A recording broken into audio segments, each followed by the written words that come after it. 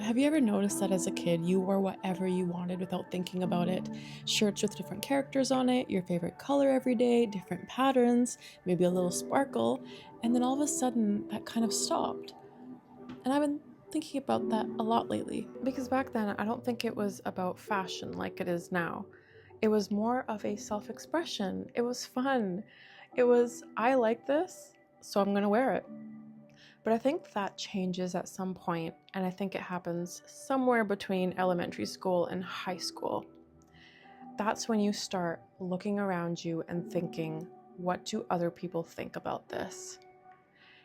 And you start thinking, will this make me stand out? And not in a good way. Standing out means people are going to look at you. It means people are going to talk about you. It means they might make fun of you. And from experience, getting bullied in high school is no joke. It's not even just teasing. If you get bullied in high school, it's your nervous system learning that when someone notices you, it means something bad's going to happen. And I think that's when a lot of us quietly start losing our self-expression and just look a certain way so that we just fit in. There was a time in my life where I wore sparkly jeans and I didn't even know I was brave when I did that. I remember the store when I was a kid called La Senza Girl, and it was kind of a spin-off of the La Senza lingerie store, which, I mean, now that I think of it, is kind of weird because that was a kids' clothing company, but whatever. I used to shop there all the time, and one day I found these sparkly jeans, and they weren't just like sparkly a little bit, they were so rock hard, not rock hard, but they were kind of crunchy, if you know what I mean. They were fully sparkly, like all down each leg, and I loved them. And I remember my aunt at the time looked a little surprised and thought like, oh, these? And I mean, I guess adults didn't really wear sparkly pants, but I wanted to. So I wore them to elementary school. And I remember kids looked at me. You never actually know what they're thinking, but when you're a kid, a look can feel like they're judging you. Someone even came up to me and asked me straight up, like, why are you wearing sparkly jeans? And I remember answering without even hesitating. Nothing happened in my chest like it does now. I didn't feel small. I didn't, I wasn't worried about being judged. I just said, because I want to. I think they look nice. And that was it. And what can someone really say to that, right? And the crazy part for me is that I didn't even realize at the time that that was confidence. Actually, it wasn't even confidence. It was, I guess, innocence. It was not knowing yet that attention can actually turn into humiliation. I felt like I was kind of safe from that at that point. And that version of me didn't equate being seen with being attacked. But when high school happens, things change. I feel like that's when attention can become really unsafe. And when you've been criticized, whether it's by bullies, by friends, by family, or by, I don't know, someone's offhand comment, like maybe, your Aunt Susie, that type of voice stays with you and your brain starts making associations. Because the brain is sort of wired for pattern detection. And it doesn't care if the pattern is, one person's opinion. It just cares about survival. So if it hears you being criticized again and again, it learns that when I wear something that draws attention, I'm going to be criticized. Like, even when I think about it, I remember wearing ripped jeans one day and coming down the stairs, and my grandpa looked at me and was like, can't you afford real clothes? Why are you wearing pants with holes in it? Which, I mean, fair, back in his generation, no one wore ripped clothes. But at that point, I didn't have a lot of confidence, so I took it to heart. And I felt really uncomfortable from that day on wearing ripped jeans around him. So basically, if attention led to embarrassment, even a few times when you're young, your nervous system remembers it. And it remembers that when I get attention, it means risk. And risk means pain. So the solution becomes so simple. Reduce visibility. Let's stay small, let's not be noticed.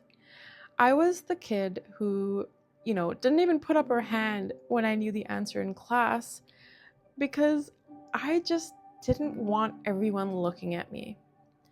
I would rather be invisible than stand out and get made fun of again, because I had learned when I drew attention, it was not good attention. And that's called conditioning, because when your body learns that being seen might lead to shame, it will choose you being small every time. It will cause you to be small. And the scary part is that you don't even notice it happening. You think, oh, I just prefer wearing neutral clothing, or you think you just don't like bold stuff anymore, or, I just grew out of that fun, funky, colorful phase of, dressing up in fun, different ways. But then I think to myself, did I really grow out of that? Or did I grow afraid of it because of judgment? I used to wear such crazy, not crazy even, they were unique. It showed my personality, patterns, and funky clothes, and I don't know. I guess I just got scared of showing myself that way. This also causes me to think about this, I guess, slow death of color that has been happening around us. Like, when you look at houses, they're beige, white, gray, black, and brown, and everything is just so matchy-matchy.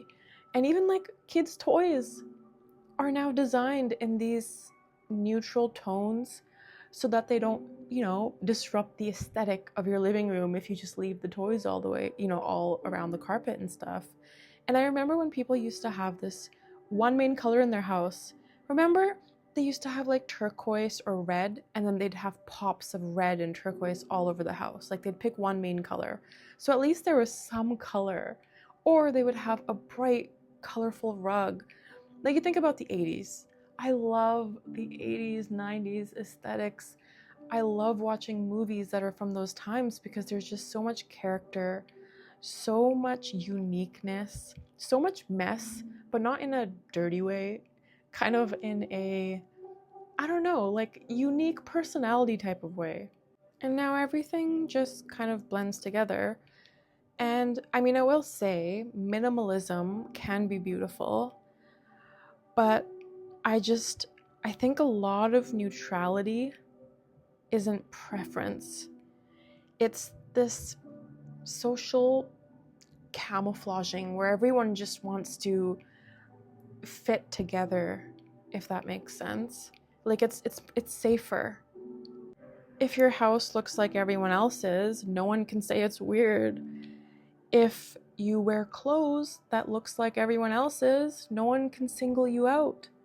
If your Instagram feed is really aesthetic and it matches the algorithm, then people won't think you're weird. So fitting in definitely feels safer than expressing yourself. And I had learned that psychologically belonging is a survival need. Our brains are wired to make sure that we are included with people. And that is more important than self-expression. Because thousands of years ago, if you were excluded, it could mean literal death. Like you think about, those movies where, what are they, barbarians, or I don't know, forget what they're called, but they'd live in caves, right? They'd go hunting, and you'd have to be a part of a community. You'd have to be a part of a lot of people in order to survive. Because if you were on your own, if you were singled out, you were gone. That's why when high school started, it felt so socially threatening because my nervous system reacted like it was this life or death situation. If I didn't fit in, then I would be alone. That's what your brain actually thinks, especially when you're that young. And that wiring doesn't just change just because you're older. It shows up when you stare at a colorful jacket in your closet and you feel your chest tighten and you just choose the outfit that's all black or neutral instead of wearing, that pop of color that's at the back of your closet that you just can't put on. And I'm talking about myself because there's this one windbreaker that I just won't wear. I had it was this vintage windbreaker that I thrifted in Portugal.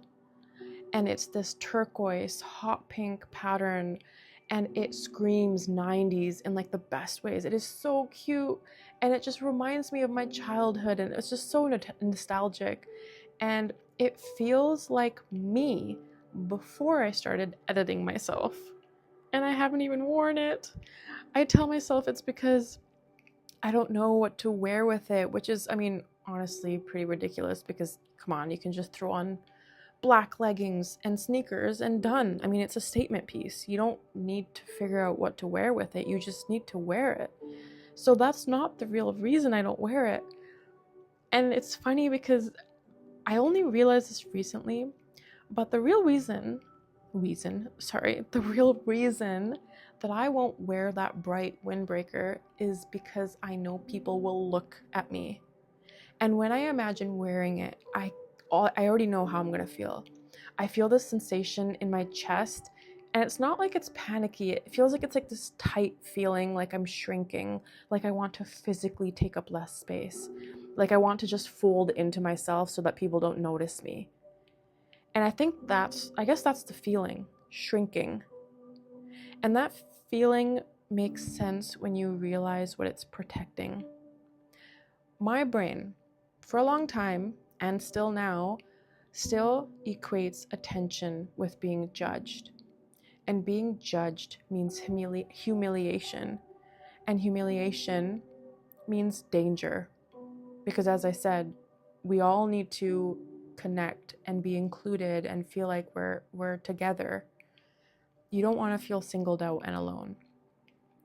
Even though I logically know that most people don't care, and even if they do judge, I can survive that. But it's like, I just know my nervous system doesn't operate on me saying nothing's gonna happen. I can totally wear the jacket and, no one's gonna judge me. And even if they do, I'll be fine. I can't tell my body that because my body is still so shaky every time I go into the closet and I look at it and I'm like, yeah, no, not today.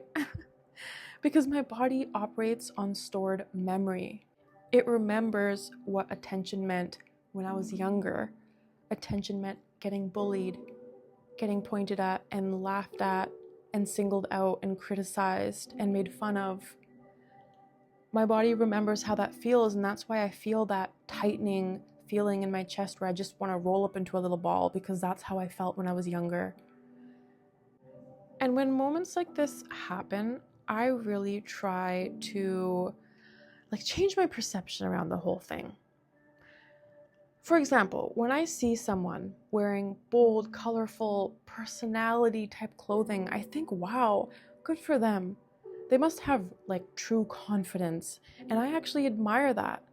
I won't look at them and judge them and be like, what the hell is she wearing? She should be wearing neutral colors and blending in with everyone else. But I don't assume people would think that about me. I would think they would judge me and see me in a negative way. And then I think about, why is that? It's because the story in my head is filtered through my old experiences. If you were criticized enough times without being consistently built back up, those critical voices leave this deep imprint in you. And the compliments that you've had in your life don't matter. They're quieter. The criticizing experiences in your life are just so much louder.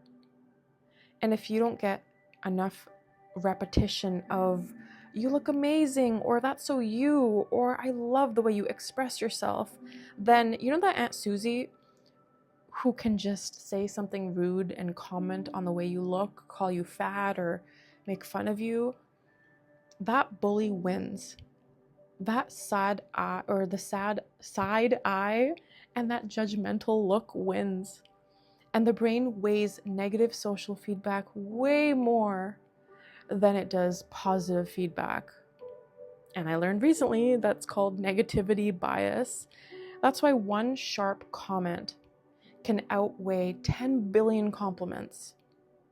So even if today's reality feels safer for me, my internal prediction system, as you can call it, is still working on outdated memories and experiences.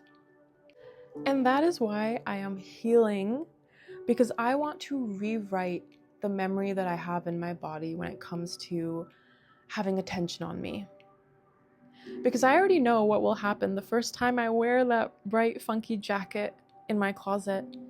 I know my chest is going to tighten. I'm going to feel really small and awkward, and I'm going to want to shrink, and I'm going to look at people's faces to see, what kind of faces are they making when they look at me, and I'll wonder what they're thinking. But then, the second time I wear that jacket, maybe I'll do it less. And then the third time, it'll get a little bit easier, because repetition teaches your body safety. And I guess that's called exposure therapy too. And when you repeatedly experience attention without being bullied, without being made fun of, your nervous system actually updates. And it realizes that, okay, attention doesn't automatically mean that there's danger.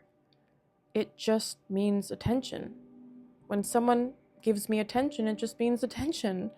It doesn't mean I'm going to be bullied like I did back then, or criticized like some Auntie Susie or whatever I had come up with. And I think the most honest part of all this is that, you know what? I know I might get judged. Someone might think it's weird.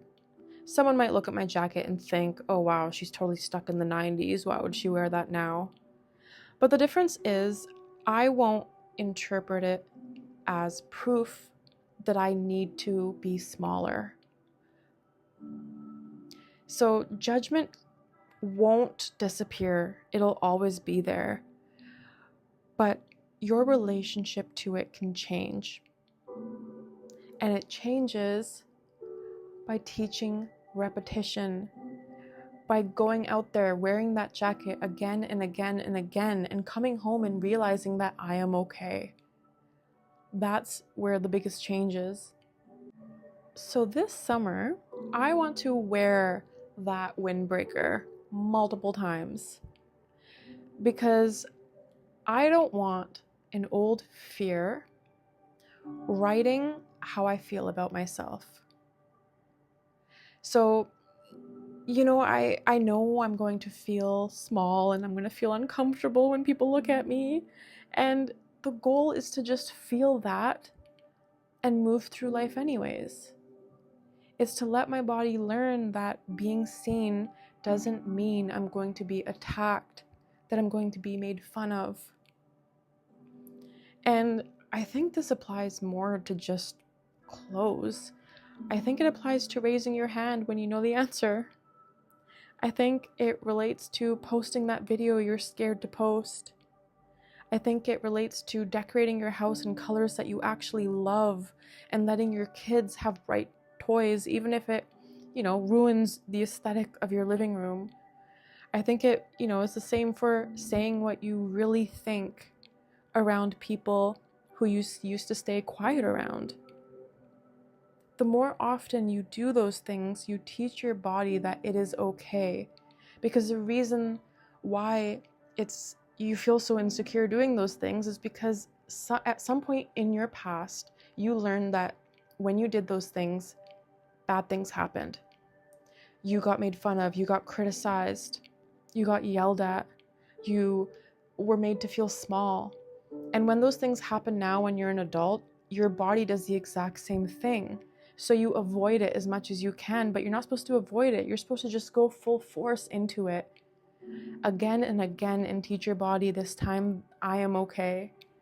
So I think not a lot of us, I think all of us have a personality, but the reason we feel slightly, I don't know, boring or disconnected is because we trained ourselves to dim that personality. And dimming it worked for a long time. But maybe we don't need to do that anymore. And obviously, I'm still figuring it out. And I'm not suddenly this like fearless person that's just gonna try all these things that I'm scared of doing. I know my chest is going to tighten the first time I zip that jacket up this summer. But I also know something else, that attention doesn't automatically mean danger. Sometimes it's just color. Sometimes it's just a new outfit. Sometimes it's just getting back to that colorful personality that I had when I was younger. And I don't know why this is making me kind of emotional, but I don't know. I just think that little girl in those sparkly jeans was really onto something.